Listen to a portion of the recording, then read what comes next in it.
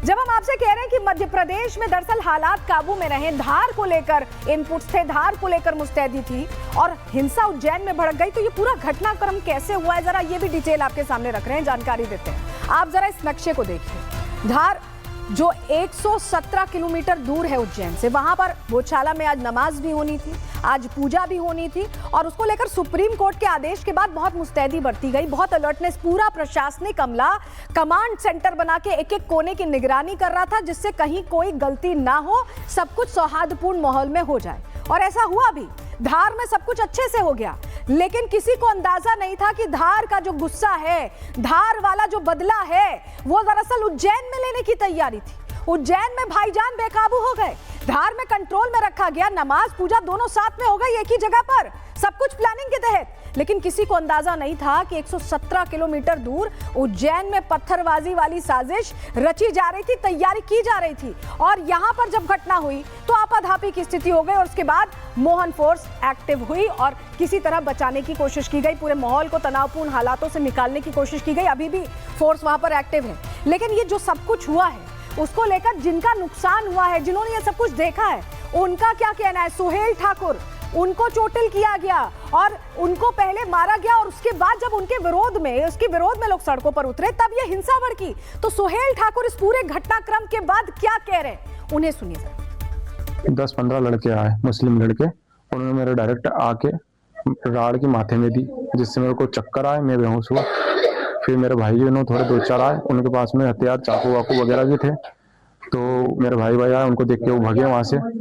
फिर उसके बाद में उन्होंने मेरे को इसलिए मारा क्योंकि पहले मैंने लव जिहाद के केस वेस थोड़े पकड़े हुए थे और कल बसंत पंचमी का कार्यक्रम था, इस कारण मेरे को पहले से मेरे को टारगेट में कर रहे थे और मारने की प्लानिंग उनकी बहुत पहले से मेरे को बनाई गई थी। देखिए, सुहेल ठाकुर का साफ कहना है कि उसके साथ कुछ मुस्लिम पक्ष के लोगों ने मारपीट की है। अब इसी बात का विरोध करने के लिए हिंदू संगठन के लोग सड़कों पर उतर आए, उपद्रव मचाने की भी कोशिश हुई। पुलिस इन्हें आसानी से काबू कर सकती थी, लेकिन इस लड़ाई में बात तब बिगड़ी जब दूसरे पक्ष के लोग भी उतर आए सड़कों पर, और फिर वही हुआ जिसका डर था। मतलब एक तरफ पूरी मेहनत करने के बाद मोहन फोर्स के हाथ ये लगा कि शांति व्यवस्था बनी रहे, लेकिन उज्जैन में ये शांति भंग हो गई। धार पर मोहन यादव की पुलिस पूरी मुस्तैदी के साथ लगी रही, लेकिन पत्थरबाजों की भीड़ ने उज्जैन में मौका ढूंढ निकाला और हर बार की तरह पत्थरबाजी की गई। आपको 2 तस्वीरों के जरिए पूरी कहानी जरा समझा रहे हैं, धार में कैसे पूरी नजर थी और उससे 117 किलोमीटर दूर उज्जैन में कैसे बवाल मचा। आप दोनों चीजों को देखिए और समझिए, ऐसा लग रहा है कि ये उसी की कसक थी जो पूरी की गई है।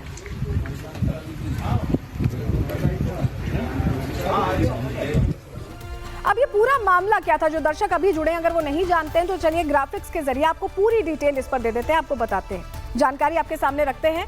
धार में आज नमाज और पूजा एक साथ हुई है। सुप्रीम कोर्ट ने भोजशाला पर आदेश दिया था। सुबह से ही धार में भारी पुलिस फोर्स की तैनाती थी और बहुत ज्यादा एक्टिवनेस देखी गई। पूरे इलाके को छावनी में तब्दील कर दिया गया था। एहतियातन किसी तरह की हिंसा ना हो, इसका बहुत विशेष ख्याल रखा गया। धार में शांति बनी रहे, लेकिन उज्जैन में शांति नहीं रह पाई, उज्जैन में हिंसा हो गई। उज्जैन जिले में एक हिंदूवादी नेता की पिटाई होती है पहले, और घटना के बाद माहौल तनावपूर्ण हो गया। आक्रोशित भीड़ ने थाने का घेराव किया, दुकानों के साथ ही वाहनों में भी तोड़फोड़ की गई। दूसरे पक्ष के लोग भी मौके पर जुट गए और दोनों पक्षों में जमकर पथराव हुआ, आर पार की जंग शुरू हो गई। सूचना मिलते ही पुलिस प्रशासन भी एक्टिव हुआ, बड़ी संख्या में पुलिसकर्मी मौके पर पहुंचे और तब जाकर हालातों को नियंत्रण में लिया जा सका। देखिए, पुलिस का कहना है कि उज्जैन में स्थिति पर काबू पा लिया गया और हिंसा करने वालों की पहचान भी की जा रही है। तो वहीं धार में पुलिस भाईजानों को कंट्रोल करने में सफल रही है और वहां शांति के साथ नमाज भी अदा की गई।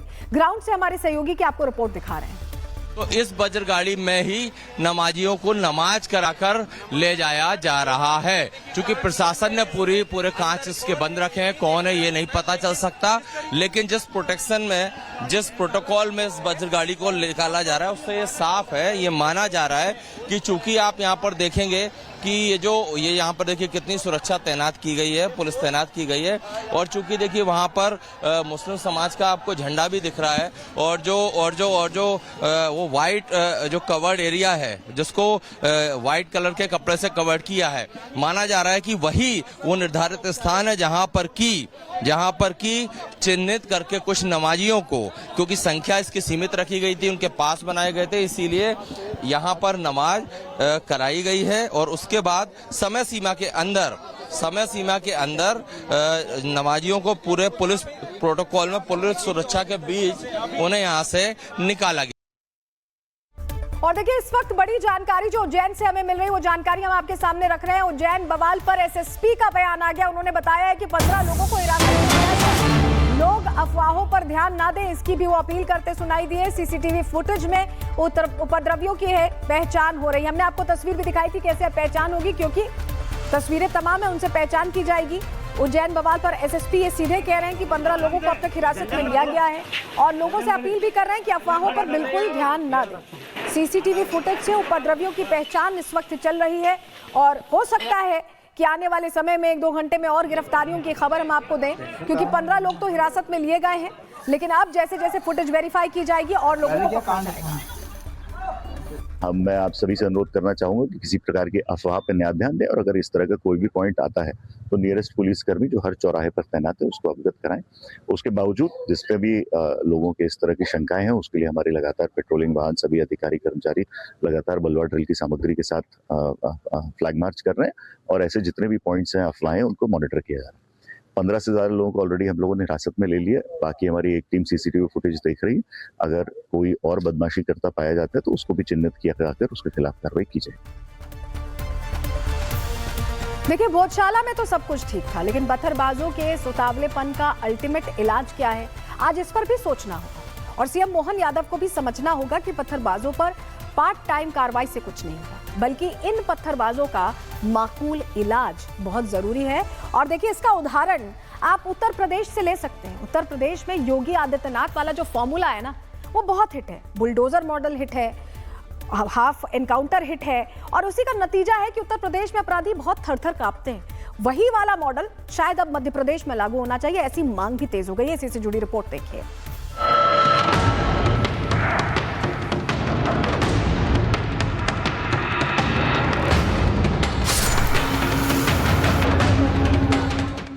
आज सुबह से ही मध्य प्रदेश का धार सवालों में था। सवाल ये कि क्या धार के भोजशाला में राजी खुशी नमाज और पूजा एक साथ हो पाएगी या नहीं। पूरा प्रशासनिक अमला, भारी पुलिस फोर्स, पूरा तंत्र, सबकी नजर भोजशाला पर थी। भाईजानों को कंट्रोल में रखने के लिए पूरा सिस्टम एक्टिव हो चुका था। चप्पे चप्पे पर पुलिस वालों की तैनाती थी। भाईजान को काबू में रखने के लिए पूरी तैयारी कर ली गई थी। इतनी तैयारी के बीच भाईजान ने भी शांति का परिचय दिया। मुस्लिम पक्ष की तरफ से बिना किसी विवाद के नमाज अदा करी गई और प्रशासन ने राहत की सांस ली। लेकिन ये शायद जल्दबाजी थी, क्योंकि मध्य प्रदेश के धार में जहां मोहन फोर्स ये समझ बैठी थी कि भाईजान को काबू में कर लिया गया है, तो वहीं एक दूसरे जिले में मोहन फोर्स की नाक के नीचे भाईजान एक्टिव हो गए। उज्जैन में पत्थरबाजी हुई, हिंसा हुई, बवाल हुआ और इन सब के पीछे की वजह थी वो हिंदूवादी नेता जिसके साथ मुस्लिम पक्ष के कुछ लोगों ने मारपीट की थी। आज उसी मारपीट का विरोध करने के लिए हिंदूवादी नेता जमीन पर उतरे। देखते ही देखते ये विरोध प्रदर्शन हिंसक हो चला। प्रशासन को जब तक इस बात की खबर लगती भाईजान मैदान में उतर आए, बस फिर क्या था, भाईजान की एंट्री लेते ही लड़ाई एक ज्वाला बन उठी और उज्जैन की सड़कों पर आगजनी शुरू हो गई। पुलिस मौके पर पहुंची, तब तक एक पक्ष उग्र हो चुका था। पुलिस ने जैसे तैसे मामले को संभाला, लेकिन इस पूरी घटना के बाद धार में पूरा दिन एक्टिव रही मोहन फोर्स ठगा हुआ महसूस कर रही है, क्योंकि एक तरफ जहां मोहन फोर्स शांति बनाए रखने में सफल रही, तो वहीं पत्थरबाजों ने भी इसका जवाब उज्जैन में दे दिया।